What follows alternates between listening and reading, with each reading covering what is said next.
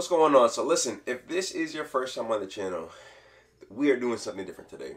Every single episode I have done in the past on this channel has been a push, pull, back, leg, shoulder straps, whatever body part of the body that is lagging, I have videos for it. Go check my catalog and build the body of your dreams. Now, today's video will be a lot different. Why will it be different, you ask? If all of my videos have been workout videos, you might be wondering, how did I get the body I am working on in those videos?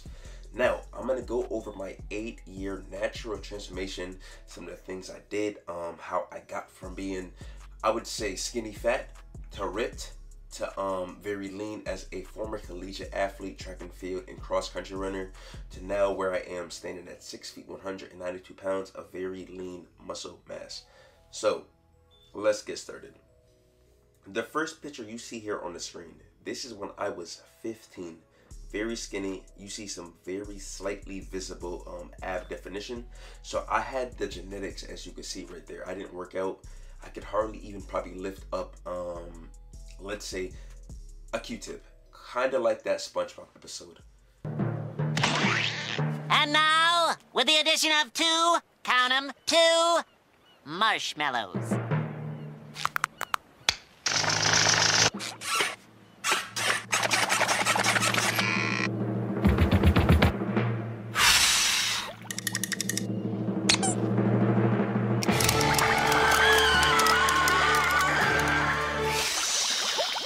So, this right here is where I began to progress. This might be 2 weeks later, honestly, after doing hundreds and hundreds of crunches and push-ups, because I used to watch lots of Rocky movies, and that's all they really would transcribe to is do calisthenics. That is the way to have an impressive physique. From here, I began doing, like I said, lots of different exercise variations. Here you see me looking partially skinny fat. There's not too much definition going on, but you could kind of see I have a little bit of shoulder striation, you know, a little under curvature of the chest. And I still have that type of mentality where I knew I was going to look better. This is a year later, you know, started doing a little bit more things. You see the chest is actually starting to fill out a lot more. The shoulder structure, I have very genetically broad shoulders. You kind of get to see the delts are popping out on both sides. But I've not really done too much shoulder work at this point. Now, this is within the same year. You kind of can still see the same thing I described. The shoulders, the striations. This is 1 year further, and after that, my junior year of high school. I'm cheesing because I am very thrilled at the progress I have made so far. This is 1 year later. This is also a bit of my senior year. As you see here, you see I have a very distinct ab insertion, which means they're beginning to pop more. I'm doing more crunches, more planks, and things of that as a athlete in high school. That is a lot of the stuff we would do as core. So my core is very strong and it is visible. This next photo coming up is going to be my freshman year of college. As you see, the ab insertion, the more popping, the more distinct. This is me not flexing. I am now a collegiate athlete at this point. So I'm doing lots of running. I'm pretty much getting more dialed into my nutrition, opposed to me aimlessly running and happen to be in a deficit, which of course, psycho calories in, calories out, it makes sense that the muscles of my abs were showing. Now, I began to keep training, doing more additional ab work, and you see here, I'm still very lean, but I have a lot bigger, broader ab defined, you know what I mean, definition. So the chest muscles here are beginning to show up more. I'm doing more presses, I'm doing more exercises to actually build chest muscle, and I'm being consistent. 1 year later, this is how I currently am looking. So this photo here is still part of my senior year. So my senior year of college, I'm, you know, trying to show out in quotes at one of the dressing rooms, and I see the progress, and I'm so thrilled at how I am now beginning to make gains. The reason why you see the difference in the actual photos, how I look bigger here, deeper triceps, broader shoulders and delts, and the chest muscles itself looking a lot bigger, is I became ineligible during track and field. So while I'm not running, I'm actually beginning to put on more muscle mass because I'm now going from cutting indirectly to bulking. So that right there is the configuration where I now begin to eat more, and the food is being more assimilated to the muscles opposed to just being burned when I'm running consistently 8 miles a day. This next photo, this right here is after graduate. I'm now beginning to prep and train for the Olympics as a 800-meter runner. So I'm going crazy. I'm running 3 times a day. First in the morning at 4:30 before I go to work. I come home, before I come home, I usually train during the afternoon during my lunch 1 hour break. I run, I do lots of push-ups, you know, different weights, kettlebells.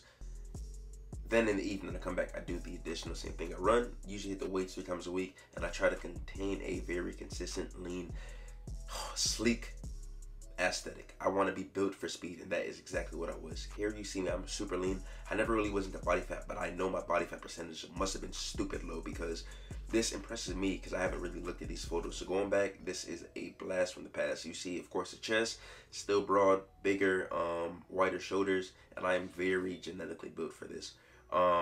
This is some more recent now. This right here is what I took a few days ago. So like I said, you see the delts are very distinct. Same thing with this photo with the chest popping out. Same thing with the ab insertions. They're looking a lot more distinct and oomph, which means they're more in your face.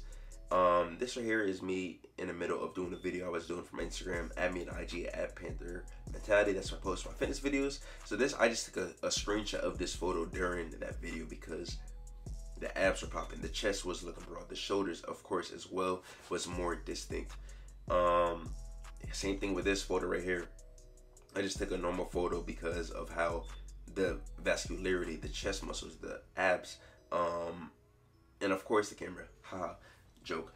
But basically what I say right now is the true bread and butter of how I got this was I used to eat lots of cheat meals at college. I'm gonna just call it that. Every single meal I was ordering out. As a college student, you know the cafeteria is trash. So I was eating lots of calories, which means I, of course, was putting on a lot of mass because I'm bulking and I'm working out consistently.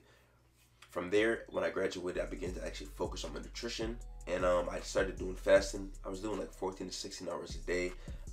That's the photo you saw with the blue shorts. I put it up once more, and yeah, doing 16 hours of fasting. I was eating, generally my first meal was lots of carbohydrates because I was an endurance athlete, an elite endurance competitive athlete. So I had to make sure I was gonna be nutrient efficient. So I was eating lots of carbs, lots of fruits, vegetables, not really pizza. I was very, very, very meticulous and disciplined during that period of my life. And then the last photo, currently what I eat, I do fasting. So I eat between 20 and 23 hours a day. I work out, generally fasted on the weekends. During the week, I usually have one high protein meal, which is in a smoothie, with at least 1.5 pounds of vegetables, several fruits, and protein powder. And then I go to the gym and I have an assortment of different foods, protein focused, after I get back from the gym.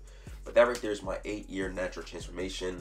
Like, comment, subscribe, comment down below what it is that you were trying to accomplish, what it is that you have accomplished, and where it is that you want to go for 2021 and so forth.